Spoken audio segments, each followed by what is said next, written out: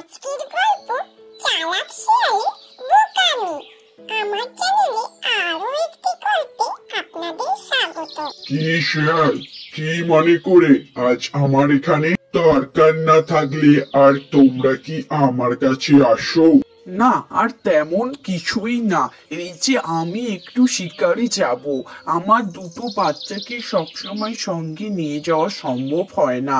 তাই ভাবছি আপনি যদি ওদের দুজনকে একটু রাখেন, তাহলে আমি নিরাপদে শিকারটা করে আনতে পারি।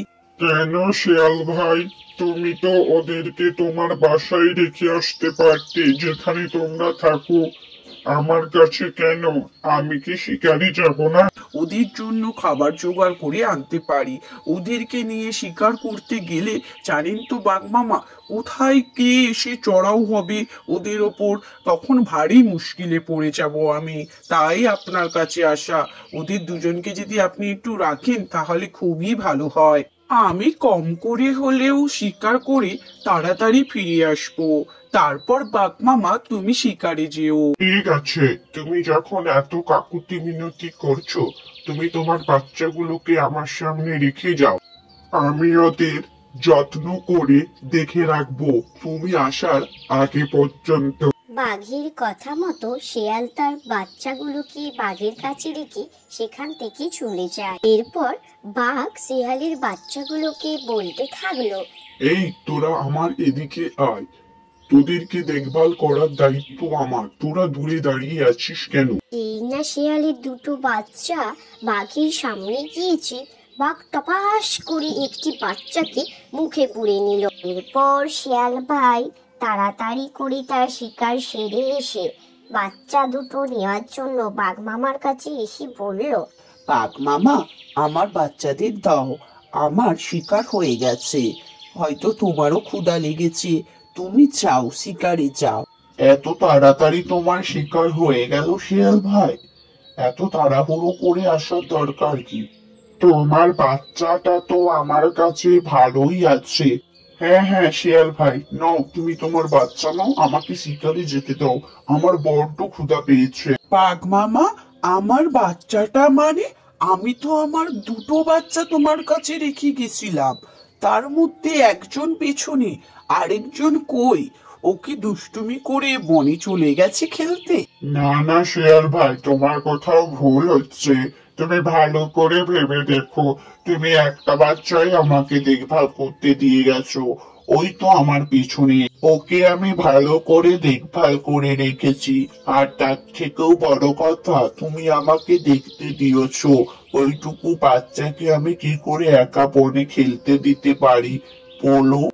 তারপর শিয়াল ভাই বাঘের কাছ থেকে তার একটি বাচ্চা নিয়ে বাচ্চাটাকে দেখভাল করার জন্য বাঘ মামাকে ধন্যবাদ জানিয়ে বেশি কথা না বলে সেখান থেকে তার একটি বাচ্চাকে নিয়ে চলে এলো। কারণ সেখানে তর্ক করার হলে তাকে বাঘ খেয়ে নিতে পারে যে কোনো সময় ক্ষুধার জ্বালায়। এরপর শিয়াল ভাই একটা বাচ্চা হারিয়ে ফেলার দুঃখে কাঁদতে থাকে এবং বনের মধ্যে হাঁটতে থাকে। এরপর শিয়াল একটি গাছের গুড়ির মধ্যে বসে বসে কাঁদতে থাকে, আর সেই সময় সেখানে হাজির হয় সেই শিয়াল ভাই, যে কিনা বাঘকে দেখেছিল শিয়াল ভাই একটি ছানাকে গিলে খেতে। শিয়াল ভাই, শিয়াল ভাই, তুমি কাঁদছো কেন? তোমার কি হয়েছে শিয়াল ভাই? ভাই, আমার সর্বনাশ হয়ে গেছে ছাগল। আমি আমার দুটি ছানাকে বাঘ মামার কাছে রেখে একটু শিকারে গেছিলাম, এসে দেখি বাঘ মামা বলছি আমি নাকি তাকে একটা ছানাই দিয়ে গেছি, আরেকটা ছানা নাকি আমার পেছন পেছনই চলে গিয়েছে।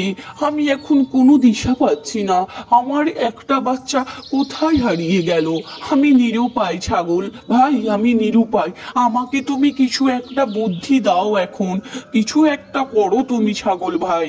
শিয়াল ভাই, আমি তোমায় একটা সত্যি কথা বলি।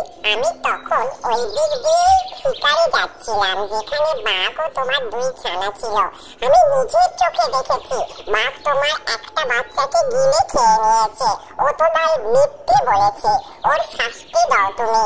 হ্যাঁ ছাগল ভাই, দোষটাই আমার হয়েছে। আমি বাঘের কাছে আমার বাচ্চা দুটো রেখে গিয়েছিলাম। আমি তো ধরেই নিয়েছিলাম মনে মনে যে বাঘ ওকে খেয়ে নিয়েছে। হ্যাঁ, এবার আমি কি করি বলো তো তুমি? শিয়াল ভাই, আমি এক বুদ্ধি বলি তোমায়। তুমি কোনো এক প্রাণীকে ধরে নিয়ে তার মধ্যে কোনো বিষাক্ত প্রয়োজন মিশিয়ে বাঘকে দাও, তাহলে এটাই হবে বাঘের উপযুক্ত শাস্তি তোমার ছোট্ট বাচ্চাকে খেয়ে নেওয়ার জন্য। ঠিক বলেছো, বাহ, ঠিক বলেছো ছাগল ভাই। আমি তোমার কথা মতো সেটাই করব। এরপর বনের মধ্যে চড়তে থাকা একটি খরগোশকে শিকার করে শেয়াল ছাগলের কথা মতো তাতে পয়জন মিশিয়ে বাঘের কাছে নিয়ে গেল এবং বাঘকে গিয়ে বলল, বাঘ মামা, তুমি যেহেতু আমার একটি বাচ্চাকে লক্ষ্য রেখেছিলে, তার জন্য তো তোমার কিছু উপহার প্রাপ্তি। তাই আমি তোমার জন্য একটি শিকার ধরে এনেছি। এই সামান্যটুকু উপহার তুমি গ্রহণ করো এবং খাও। এসব আবার করতে গেলে কেন শিয়াল ভাই? কি হয়েছে? আমি তোমার বাচ্চাকে দেখেছি তো। ঠিক আছে, তুমি অত করে যখন বলছো, তোমার দেয়া উপহার আমি ভক্ষণ করলাম। যেই না বাঘ মামা শেয়ালের দেওয়া পয়জন মাখা খরগোশটি খেয়েছে, অমনি তার কি জ্বালা আর চেঁচান এবং শেয়ালকে বলছে, তুমি কি দিয়েছো এই খাবারের মধ্যে? তুমি আমার এক ছানাকে অসহায় পেয়ে জ্যান্ত গিলে খেয়েছো। এটাই তোমার প্রাপ্য শাস্তি। তক্ষুনি বাঘের শিকারের মৃত্যু হয়। এরপর শেয়াল ভাই ছাগলের কাছে গেল এবং তাকে অসংখ্য ধন্যবাদ জানালো সময় মতো তাকে বুদ্ধিটা দেওয়ার জন্য। বাচ্চা হারিয়ে যাওয়ার কারণে তার বুদ্ধি থাকলেও মাথায় কোনো বুদ্ধি আসছিল না শেয়ালের। আমার গল্প হলো নটি গাছটি মঙ্গল। এইরকম নতুন